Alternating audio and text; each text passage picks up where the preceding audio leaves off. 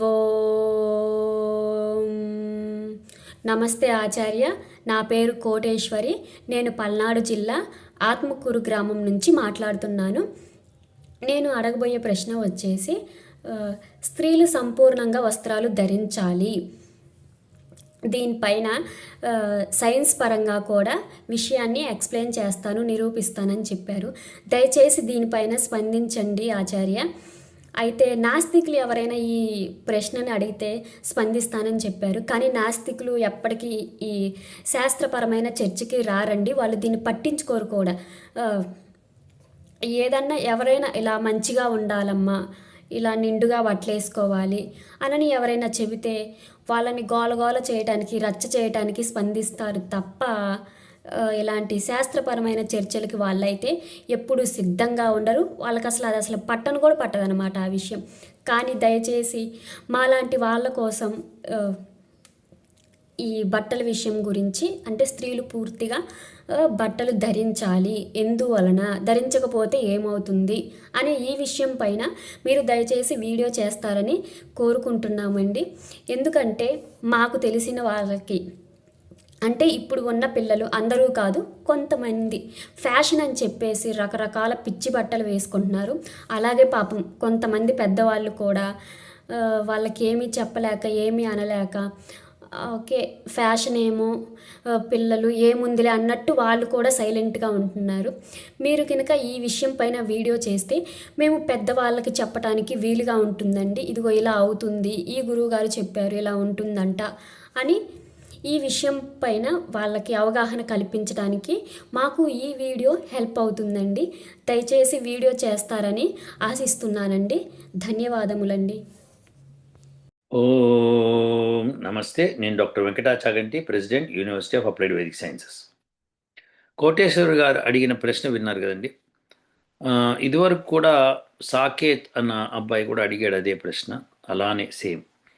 అప్పుడు కూడా నేను చెప్పింది ఏంటంటే, ఇప్పుడు ఎవరన్నా కనుక వచ్చి డిబేట్లో పాల్గొంటే నేను మాట్లాడడం బాగుంటుంది, లేకపోతే ఇది నా అభిప్రాయం అయి కూర్చుంటుంది. సైంటిఫిక్ ఎవిడెన్స్ ఇవ్వాలి అన్నప్పుడు దానికి కావలసిన డిబేట్ నడవాలి. అంటే ఒక విషయాన్ని మనం చెప్పినప్పుడు ఆ విషయం కరెక్టా కాదా అని మనం చర్చించాలి. చర్చించినప్పుడు వాస్తవాలు బయటకు వస్తాయి. అలా చర్చ లేకపోతే మనకి వాస్తవాలు రావు. సో అందుకని కోటేశ్వరరావు గారు నేను చెప్పాను, అప్పుడు ఎవరన్నా కనుక ముందుకొస్తే, అందులో నేను నాస్తికులు అని చెప్తున్నారు మీరు, నేను నాస్తికులు అనలేదు. నేను అనేది ఏంటంటే నాస్తికులు లాంటి వాడు. సరే నాస్తికులు అన్నానేమో తెలియదు, కానీ నాకు తెలిసి అయితే నేనేమనంటే ఒక స్త్రీయే బయటకు వస్తే బాగుంటుంది. ఏ స్త్రీ అయితే ఇలా బట్టలు వేసుకోవడం తప్పు లేదు, మా ఇష్టం, మా ఇష్టమైన బట్టలు వేసుకుంటాము అని చెప్పి అనేవాళ్ళు ఎవరైతే ఉంటారో అలాంటి వాళ్ళు. కొంతమంది ఇప్పుడు సబర్మలలోకి ఆడవాళ్ళని అలో చేయాలి అని చెప్పి గొడవ పెట్టుకున్న స్త్రీలు ఉన్నారు. సో కోర్టుకు వెళ్ళారు, దాంతో వాళ్ళు ఏదో అయింది, రచ్చరచ్చ అయిపోయింది. ఆ తర్వాత కేరళలోనే ఆడవాళ్ళంతా కూడా కొంత వ్యతిరేకత చూపించారు. తర్వాత మళ్ళీ అది కోర్టుకు వెళ్ళింది, మళ్ళీ ఏదో జరుగుతోంది. సో ఇప్పుడు నేను కూడా అదే అంటున్నాను. ఇప్పుడు ఈ విషయంలో ఏకీభవించే వాళ్ళు, వ్యతిరేకించే వాళ్ళు ఉంటారు. మనకి సైంటిఫిక్ ఎవిడెన్స్ కావాలి అన్నప్పుడు దాని గురించి ఆలోచించి మాట్లాడేవాళ్ళు కావాలి మనకి. సో నేను నా అంతటి నేను ఇవి చెప్పాను అనుకోండి, అది వ్యాలిడిటీ ఉండదు దీనికి. అంటే ఇప్పుడు ప్రస్తుతం ఈ సిచ్యువేషన్లో, ఎందుకంటే నా ఇష్టం వచ్చింది, నా అభిప్రాయం చెప్పుకున్నాను, వేదమంత్రం ఇలా చెప్పింది అలా చెప్పిందని చెప్పేశాను, అలా అలా అనేస్తారు. అలా కాకుండా వేదమంత్రం అలా చెప్పినా అది ఇప్పుడు ప్రస్తుతం ఉన్న సొసైటీకి కానీ, ఎప్పుడో ఉన్న సొసైటీకి కానీ, ఫ్యూచర్లో ఉండబోయే సొసైటీకి కానీ పనికి రావాలి. సో అందుకని మనము భూత, భవిష్యత్, వర్తమాన కాలాలు మూడింటిని సరి చేసుకుంటూ వెళ్ళాలి అంటే డిబేట్ అవసరం. దానికి ఎవరన్నా కనుక, కోటేశ్వరి గారు మీరు ఆలోచించి చెప్పండి, ఎవరన్నా డిబేట్కి వస్తాను అంటే అది కూడా కొద్దిగా మ్యాచ్యూరిటీ ఉండి సబ్జెక్ట్ నాలెడ్జ్ ఉన్నవాళ్ళు కావాలి. ఏదో పిల్ల వయసుతో మాట్లాడే వాళ్ళు కాదు మనకు కావాల్సింది. సబ్జెక్ట్ నాలెడ్జ్ ఉండి వాళ్ళు ముందుకు వస్తే బాగుంటుంది అనమాట. అప్పుడు మనము ఆ చర్చ ముందు పెట్టి మాట్లాడచ్చు.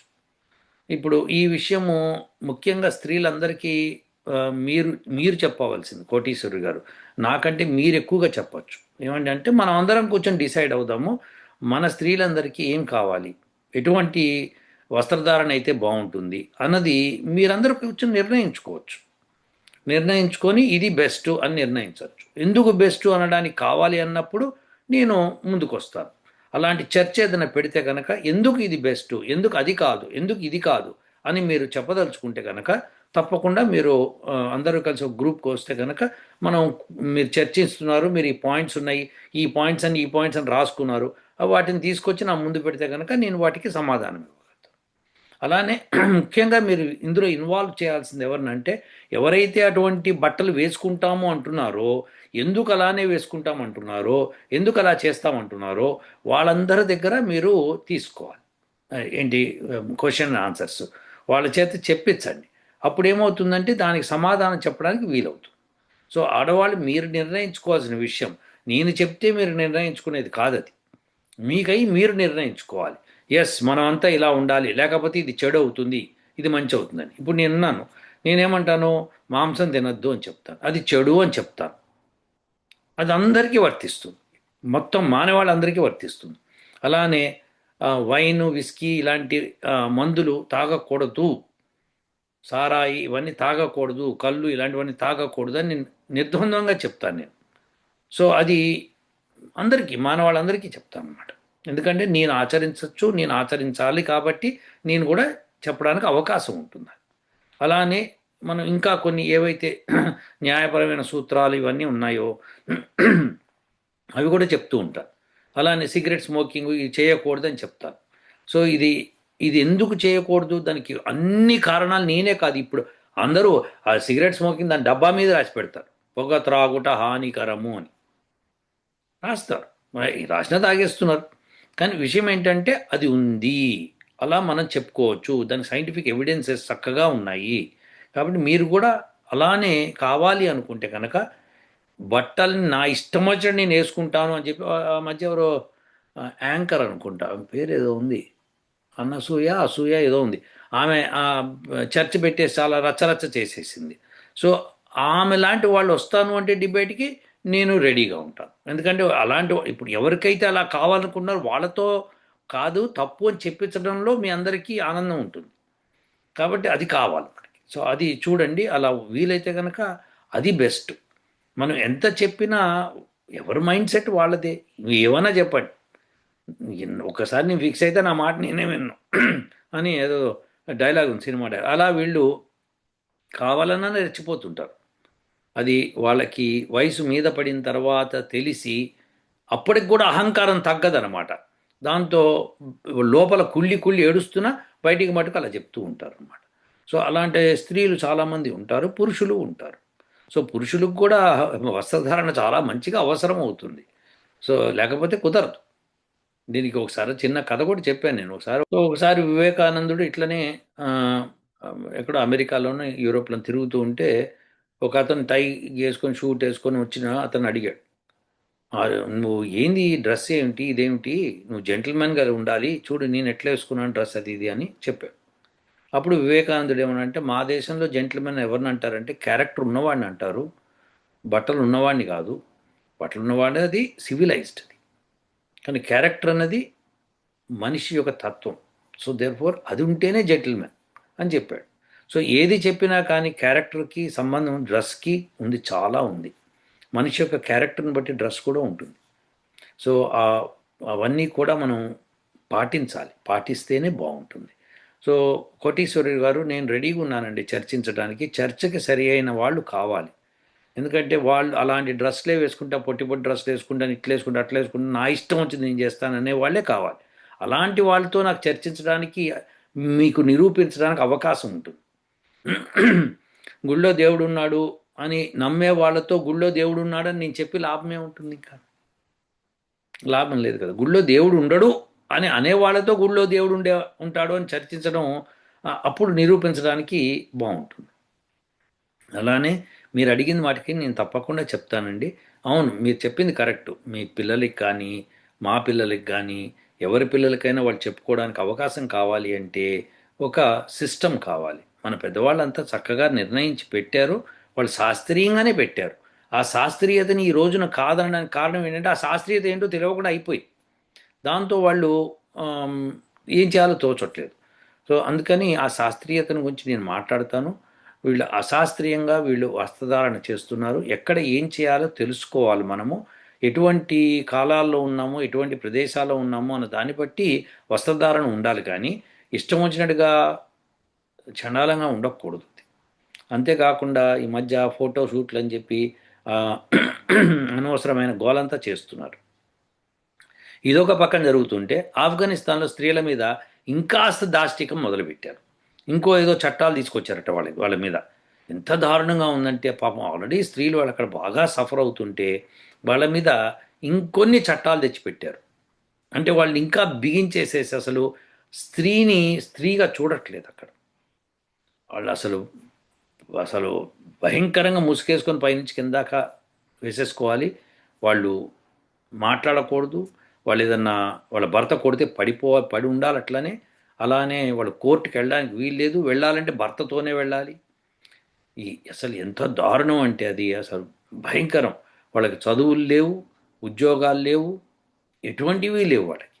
అటువంటి దారుణమైన కాన్స్టిట్యూషన్ తీసుకొస్తున్నారు వాళ్ళు. నిన్ననే వార్తలో చెప్తున్నారు. అసలు ఐ డోంట్ నో. ఇంక అసలు ఆ స్త్రీలకు బతకడమే అసలు ఎలా బతుకుతున్నారో నాకు అర్థమైతలేదు. అసలు వాళ్ళు తిరగబడితే వీళ్ళందరూ ఏమైపోతారో కూడా తెలియదు. సో అది రావాలి. ఎందుకంటే వాక్ స్వాతంత్రము, మనిషి స్వాతంత్రము కావాలి. అది రిలీజియన్ పేరు మీద అలా దబాయించేయడం అనేది చాలా తప్పు. అట్ ద సేమ్ టైం విచ్చలవిడిగా తిరగడం కూడా తప్పు. దానికి అందుకే మన వాళ్ళు చాలా శాస్త్రబద్ధంగా అన్నీ చేసి పెట్టారు. సో దాన్ని మనము అనుకరించాలి. మనం అదే చేస్తున్నాము. స్త్రీలందరికీ మీకు మీరు నిర్ణయించుకునేది ఎలాంటి వస్త్రధారణ వేసుకోవాలని మీరు నిర్ణయించేది కాదు. నా భార్యకి నేను ఎలా ఉండాలని నేను కోరుకోవడంలో తప్పులేదు. ఆమెకు చెప్తాను కూడా, నువ్వు ఇలా వేసుకోవాలి, నాకు లేదా నాకు నచ్చదని చెప్పేయచ్చు ఖచ్చితంగా. అలానే నా కూతురికి నేను చెప్పచ్చు, నా చెల్లికి నేను చెప్పచ్చు, ఇలా అందరికీ నేను చెప్పుకోవచ్చు. కానీ నేను మొత్తం సొసైటీకి నేను చెప్పలేను. సొసైటీకి చెప్పాలంటే మీ ఆడవాళ్ళే చెప్పాలి. ఆడవాళ్ళే టుగెదర్ వచ్చి కూర్చొని మనమంతా ఇలా చేద్దామో అని మీరంతా చర్చించుకొని దాన్ని ముందుకు తీసుకెళ్ళాలి. ఇది భారతదేశంలో ఉన్న ప్రతి స్త్రీ దీనిలో పాల్గొనాలి. అంటే సాధ్యం కాదు, కనీసం మెజారిటీ మీరు ఒక కమ్యూనిటీగా ఏర్పడి మీరు కూర్చొని చర్చించి ఇది మేము నిర్ణయించింది అని చెప్పి మీరు చెప్పి, అలానే ఇంకొక చోట ఆడవాళ్ళు ఇంకో గ్రూప్ అలా చర్చించుకొని అందరూ కలిసి చర్చించుకొని అవన్నిటిని ముందరకు తీసుకెళ్తే బాగుంటుందని నా ఉద్దేశం. అయినను కానీ కావాలండి మీరు చెప్పండి అంటే కనుక నేను చెప్పడానికి సిద్ధంగా ఉన్నాను. నాతో చర్చించడానికి అలాంటి మూఢత్వం ఉన్న స్త్రీలు ఎవరైనా ఉంటే లేదా పురుషులు ఉంటే నాకు చెప్పండి. పురుషులు ఉన్నా స్త్రీలు ఉన్నా ఎవరైనా సరే పర్వాలేదు, నేను చర్చించడానికి రెడీ. అప్పుడు నేను నిరూపించడానికి బలం ఉంటుంది. ఏమ్మా కోటేశ్వరి గారు, అందరూ దీన్ని అర్థం చేసుకుంటారు. క్షమించండి, నన్ను రెండోసారి ఇదే వచ్చింది ఈ టాపిక్. నేను ఇంతకంటే నేనేం చేయలేను. ఉంటాను. ఓం